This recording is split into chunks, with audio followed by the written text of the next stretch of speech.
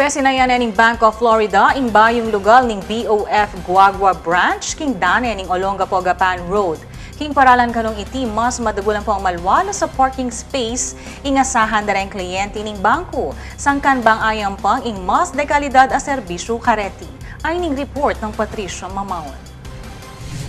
Formal neng pesinayan ning bayong lugar ning BOF o Bank of Florida Guagua Branch keti king Mary the Queen Building dane ning Olongapo Gapan Road. Ibat king kabalena ning Guagua, linipat siya iti king bayong lokasyon bang lakwas makapamye de kalidad a serbisyo kareng kliyenti kapamilatan ning mas malwala sa parking space. Agpang kang Teresa David Carlos, Presidente at Chief Executive Officer ning BOF, akakit da kanong magsilbiyang sentro ning komersyo ing parting iti ning OG Road at mibuklat business opportunity kareng investors. This is our 16th branch, which is yung Guagua branch namin. Actually, galing din ito, minove lang namin also from the plaza.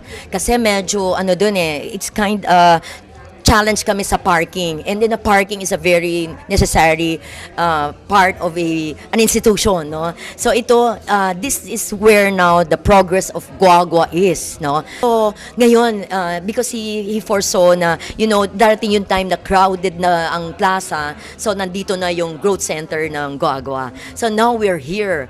We are now a part of this growing area of Guagua. Now we're in, this is along the Jasa that we call. So along the Guagua Santa Rita intersection. So nandito na yung mga the business is coming here, no? So we wanted to be here ahead of all the rest, no? Mitala kajing Rural Bank bang antabayanan reng micro, small and medium entrepreneurs at sopan lang dagdagan ing karelang kapital bang apadagul pa ing karelang negosyo. Ing industriya ning MSME imbubuo king 90% dareng business sector king komunidad. Inyare ti kanureng dapat tutukan karas king pisasabyang pang pinansya. Oo. So dito naman talagang all the nearby towns medyo nako-cover din namin, no? So as usual, yung micro, small, and medium entrepreneurs are still continuously our target market everywhere. Manualay Mayor Dante Torres, masalaya kanong patunay ing progresong iti, Marakal kapitalista ing makasadyang mag-invest king Balen. Well, dati ang BOF nasa bayan, lumipat sila rito para ma-serve na tuluyan yung needs ng mga kliyente nila. Alam mo naman, pag sa highway, mabilis pumunta, wala masyadong traffic, di ba?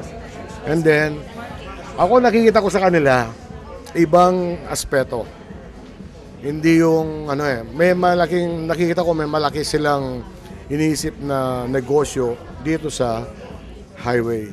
Tapos may message mo ba kayo sa Samantala, atineng 16 branch ing BOF king Mabiluga Central Luzon, 14 king Pampanga, metong king Tarlac, ampong meto mo naman king Bulacan. King tuto king Bulan, makasadyane mo namang ibuklat king publiko, ing 17 branch, king Balen naman ning Porac. Ako po, Patricia Mamangon para king News Force, Pampanga. Balitang totoo king Balen, susuyo.